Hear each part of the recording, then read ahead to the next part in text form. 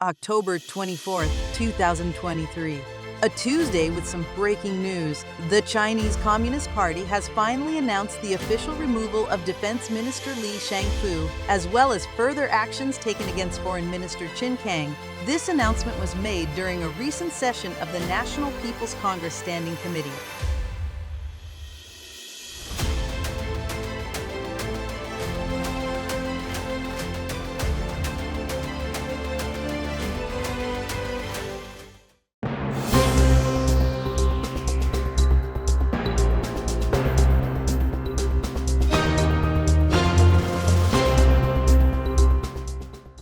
Li Shangfu has been relieved of his duties as the defense minister and a state councillor, while Qin Kang has been removed from his position as a state councillor.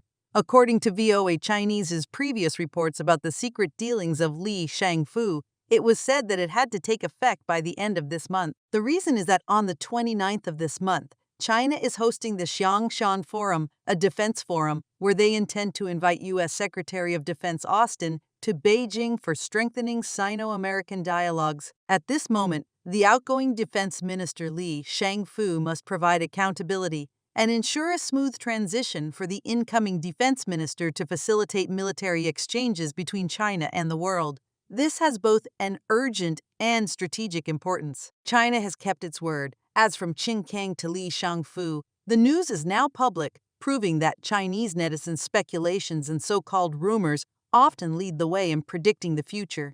Chinese nationalists, or little pinks, may criticize overseas media outlets for spreading false information, but regrettably for them, these so-called rumors or advanced predictions have consistently turned out to be true. To those who follow the Communist Party's narrative closely, this can be a difficult reality to accept. However, we hope they take this opportunity to break free from state-controlled news and censorship and consider listening to overseas media reports. Back at the end of July, when Xi Jinping and the Central Military Commission announced their intentions to reform the Central Military Commission's General Equipment Department, it was immediately noted that this was targeted at Li Shangfu. This is because Li Shangfu had served as the General Equipment Department head for 6 years, and he did not follow in the footsteps of his predecessor, Hu Chunhua, who spent 20 years in the department. His departure was to make way for Chang Yuxiang because 6 years ago, when Li Shangfu was the General Equipment Department head, Chang Yuxiang was identified as the next leader.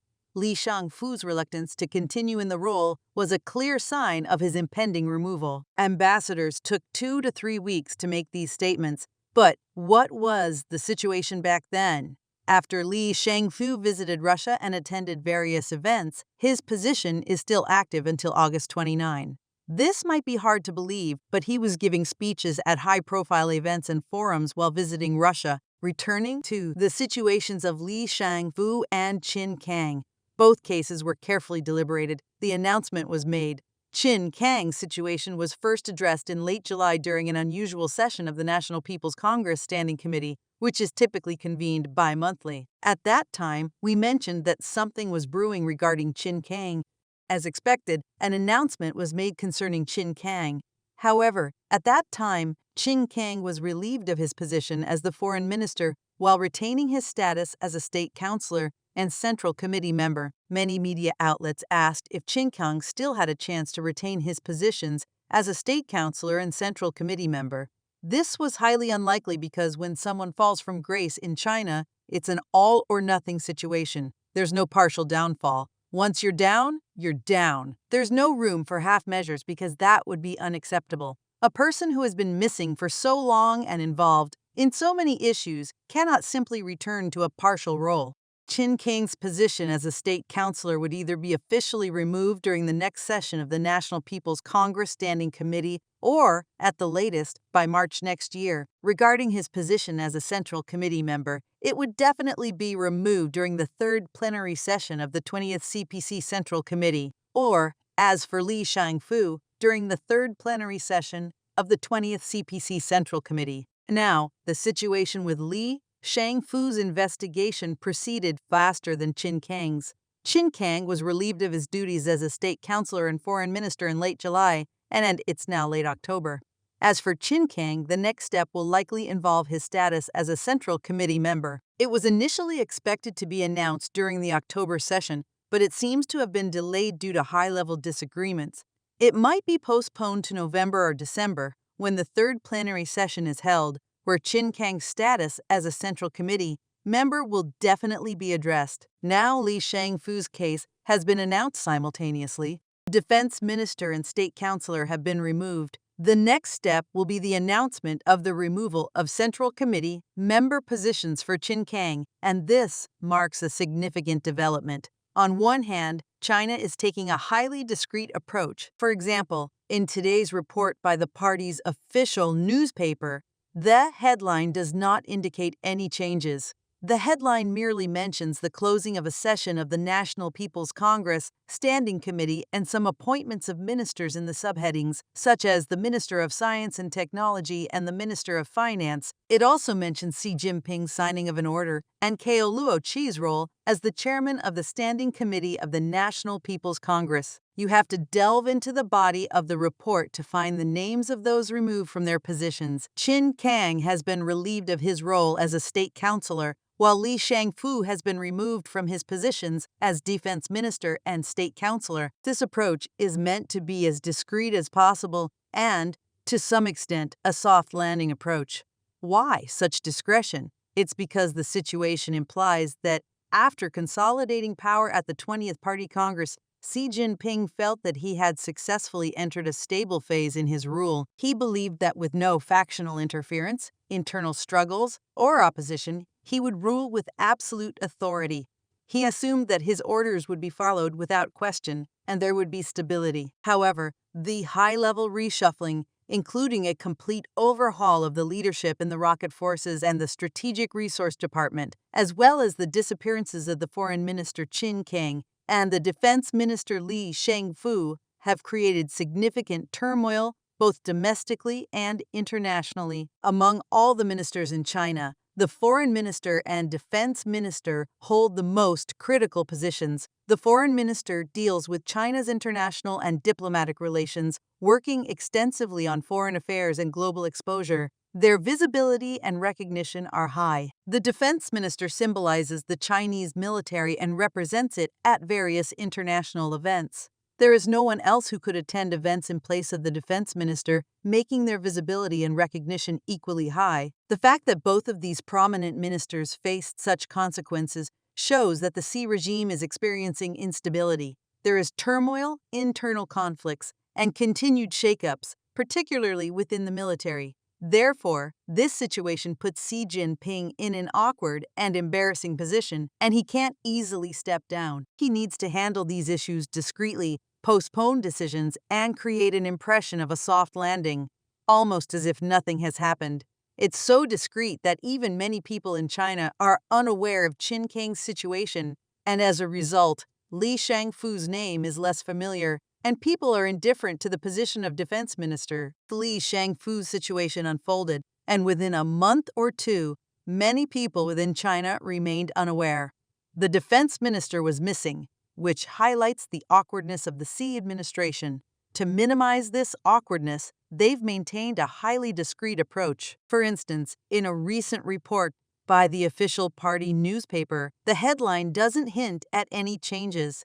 The headline mentions the closure of a session of the National People's Congress Standing Committee and some ministerial appointments in the subheadings, like the Minister of Science and Technology and the Minister of Finance. It goes on to state that Xi Jinping signed an order and Qi chaired the meeting as the chairman of the National People's Congress Standing Committee. One must delve into the body of the report to find the names of those removed from their positions. Qin Kang was relieved of his role as a state councilor, while Li Shangfu was removed from his positions as defense minister and state councilor. The discretion is meant to appear as a soft landing approach, almost as if nothing significant has occurred. But what can't be hidden is that Qin Kang's disappearance, or Li Shangfu's removal, is not a personal failure. It's a failure of Xi Jinping himself and his regime. These individuals were appointed by Xi, with Qin Kang's rapid promotion being noteworthy. Li Shangfu was also significantly favored by Xi.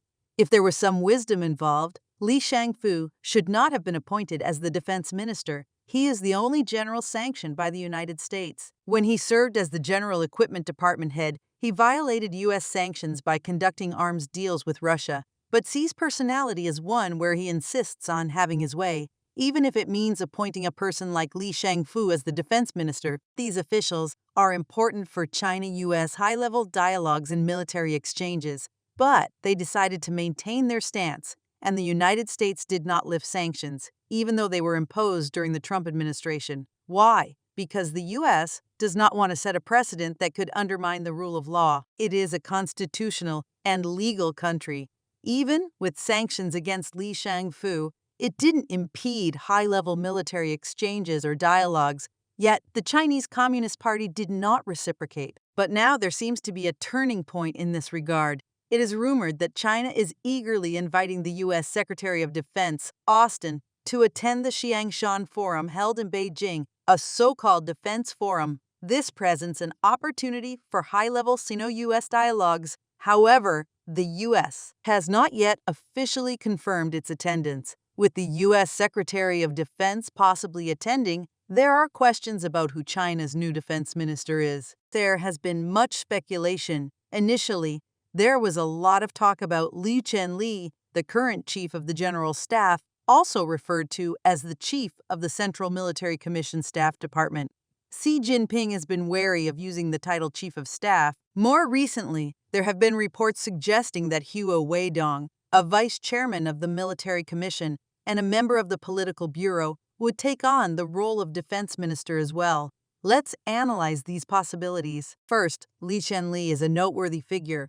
Both he and Chang Yuxiang are the only two out of the 7 members of the Central Military Commission with a military combat experience background. They both participated in the Sino-Vietnamese War, and Chang Yuxiang played a role in the war to resist Vietnam and aid Korea. Xi Qian, however, did not participate in the 1979 Sino-Vietnamese War, but was part of the later 1984-1986 Sino-Vietnamese War, particularly the battles of Liaoshanzuo and Liaoshaning. His senior officer was Chang Yuxiang, so they have a comrade-in-arms relationship and a superior-subordinate relationship. Xi Qian has the qualifications. First, he has combat experience. Second, he is one of the youngest members of the Central Military Commission, or CMC. All other members are from the 1950s, but he was born in 1964, which makes him 59 years old now. He's one of the youngest generals, or even the youngest general in the CMC. Appointing him as defense minister would have been a natural progression.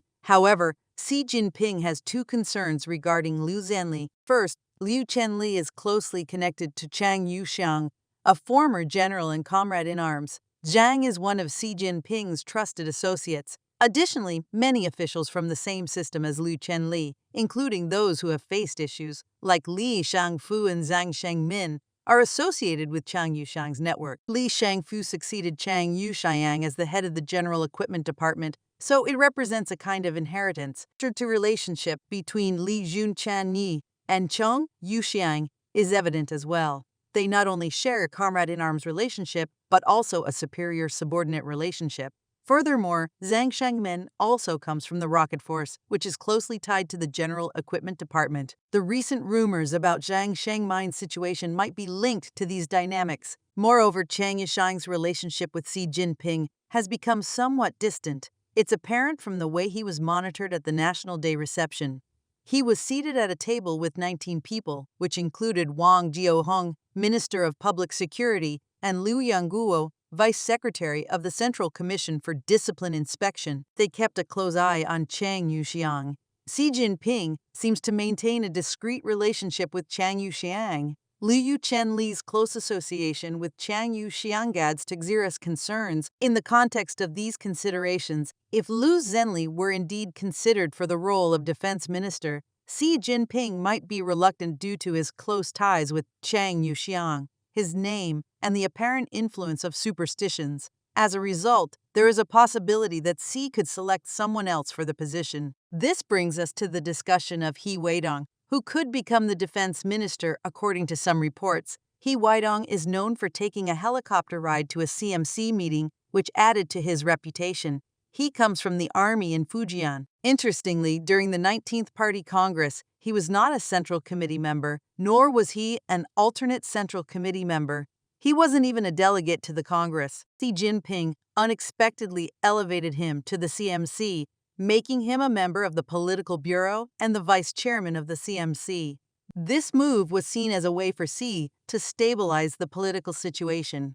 In addition to He Weidong, the possibility of appointing a defense minister from the Liu family, like Liu Jiankao, was discussed. Later, it was confirmed that Wang Yi was appointed as the foreign minister. Wang Yi's appointment was seen as Xi Jinping's effort to maintain stability by appointing a senior figure to handle foreign affairs. Similarly, the appointment of Hu Weidong as defense minister could serve a similar purpose. If this happens, it would set a precedent for a political bureau member and vice chairman of the CMC to double as the defense minister, bolstering the position's importance and strengthening the negotiation power in dialogues with the United States. To recap, Qin Kang became the foreign minister in December of last year, and his removal from the position was announced in July, which adds up to 7 months. Li Shangfu, who took office as the Minister of National Defense in March this year, disappeared by the end of August and was officially removed from his position by the end of October. His tenure was short-lived, lasting for only 7 months, or effectively 5 months when accounting for the 2 months he was absent. This situation reflects the volatility within the Chinese political landscape. It's evident that the Xi Jinping-led administration is facing instability and internal divisions, which goes to show the limitations of Xi's leadership. Despite his ability to consolidate power through various means, it is becoming apparent that he struggles in personnel decisions and managing political appointments. Currently, there's widespread speculation about who will be next, in line to face trouble or disappear. Some are even guessing if Prime Minister Li Keqiang will face a similar fate, or if Vice Chairman of the Central Military Commission Chang Xi'an will vanish. Notably, one of the leading candidates for the role of Minister of National Defense, Liu Chen, has been absent from important meetings since mid-August. For instance, he was notably missing from a crucial military education conference where only 3 members of the Central Military Commission were in attendance. Out of the 7 members, 4 were missing, except for Xi Jinping himself and Vice Chairman of the Central Military Commission, Hu Weidong. The other 3 key figures were nowhere to be seen. This situation highlights Xi Jinping's general lack of trust in those around him. As a result, it can be inferred that, regardless of who takes on these roles next, be it Chu Long, Hu Weidong, Liu Shenli, or others, their tenures and when they might disappear are uncertain, and it's only a matter of time. A similar situation unfolded within then Ministry of Foreign Affairs. When Wang Yi was criticized by Xi Jinping during an incident in South Africa, it was rumored that Wang Yi was in trouble. He later conducted a self-critique session expressing remorse. This led to a period where Wang Yi's position as foreign minister was temporarily set aside and his responsibilities were reduced. However, Wang Yi recently reclaimed his role as foreign minister, highlighting the instability in top leadership positions. This pattern is reminiscent of the situation at Xinjiang prison, where it seems to be trending. In China, high-ranking officials often ascend the political ladder. Those already in the spotlight, like Buo Xilai, Li Lingjihua, or Xu Yongkang, had a mentality that they were on the fast track, thinking we're already on the path to success, while the rest of you are just wondering when you'll join us. Sooner or later, you'll catch up. However, it came as a surprise when 2 new players entered the scene, Foreign Minister Qin Kang and Minister of National Defense Li Shangfu. It seemed that they were Xi Jinping's chosen favorites, adding a sense of competition among the high-ranking officials. These newcomers, handpicked by Xi Jinping, rose to prominence swiftly, even faster than those who had been in the spotlight previously. This situation prompted a sense of reflection among the older officials. They realized that the timing of their rise in the ranks might not have been ideal. However, no matter how late or early they had come into power, they all ultimately found themselves in the same predicament. Perhaps in the future, the prison in Qin City may need to expand its capacity as more officials face repercussions. Furthermore, the central leadership in China has continuously expanded its reach, reaching from Beijing to Zhongnanhai. It's as if they might as well connect Zhongnanhai and Qin City, turning it into a unified complex. the first and second central prisons. While this notion might sound absurd, it aptly reflects the current state of affairs in this bizarre country. In addition to these developments, there is speculation about a major leak involving General Secretary Xi Jinping. People on the Chinese internet are buzzing about a significant leak of information. Recently, the party committee published a front-page headline stating that Chairman Xi Jinping, General Secretary of the Communist Party, wrote a letter to the European and American Students Association. The European and American Students Association refers to those who have studied abroad in Europe and the United States.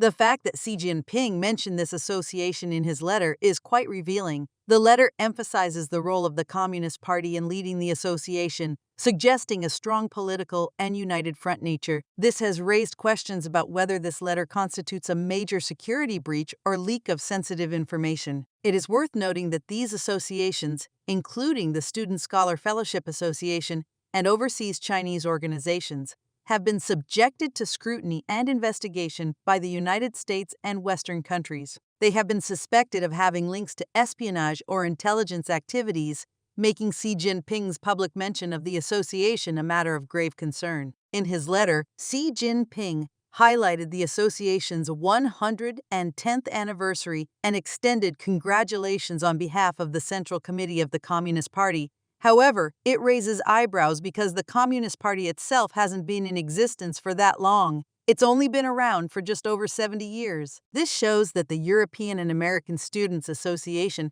has its roots dating back to 1913, during the early days of the Republic of China, under the leadership of Yuan Shikai. While it's true that during the era of the Republic of China, these students studying in Europe and the United States were indeed dedicated to serving their country, after the Chinese Communist Party came to power, their allegiance shifted from serving the nation to serving the party. Some of them even became staunch opponents of the Communist Party and were considered candidates for the Nobel Peace Prize or other scientific awards. However, those who returned to China were initially supportive of the Communist Party, but later faced persecution, barely escaping the anti-rightist movement. During the Cultural Revolution, they either met their demise or barely survived while enduring immense suffering. In essence, Xi Jinping's letter is a significant development and has sparked intense discussion in China about potential security breaches, shedding light on the power struggles and complex dynamics within the party. It's a testament to the constant surprises and bizarre occurrences in the Chinese political landscape, which continually defy expectations. During the tumultuous years in China, some individuals found themselves on a precarious path where they narrowly escaped peril or even lost their lives. A notable example is Wu Kunning, who lived a rather grim life. His contemporaries, like Li Chengdao and Yang Chenning, who remained abroad, received Nobel Prizes for their contributions. However, Wu Kunning returned to China and was subjected to labor reform in Jiabinggu, a stark contrast to the prestigious Nobel laureates like Li Chengdao. Furthermore, Xi Jinping recently mentioned the European and American Students Association in a letter. He characterized this organization as a people's group, emphasizing its role in mass participation, high-level knowledge, and united front work under the leadership of the Communist Party. This is paradoxical since it was not under the Communist Party's influence before 1949, but later it was considered a united front organization. Xi Jinping went on to say that the association should enhance its political, advanced, and mass characteristics in the new journey. Its purpose should be to continue serving as a talent pool for those studying abroad, providing counsel and contributing to diplomatic efforts in the private sector. This move is aimed at strengthening ideological guidance and organizational development for the party and the country.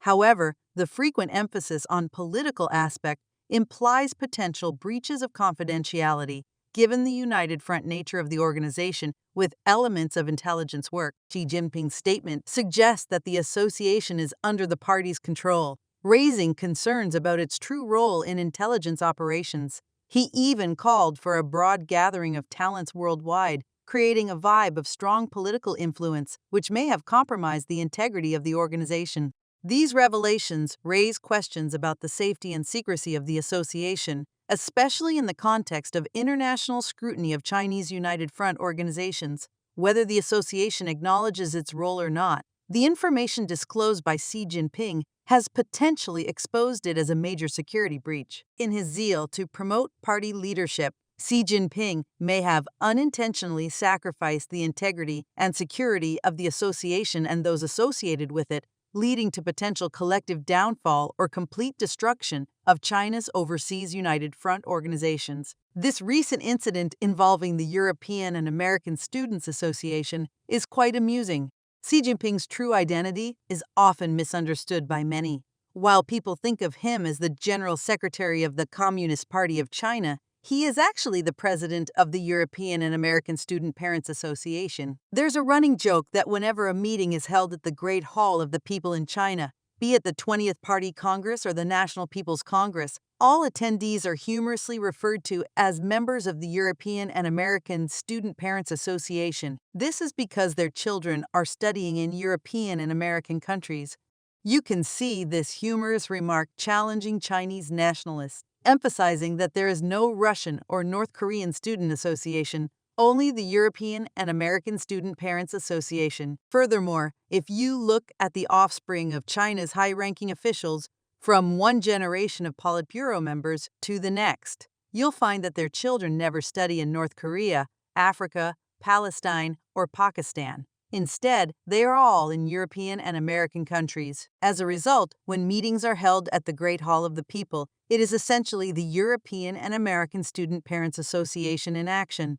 In recent years, it is even said that they can discuss among themselves during breaks. A common topic of conversation is, where are your children studying now? In which country and at which university? They exchange information and help each other out. Some who are left behind try to figure out ways to send their own children abroad.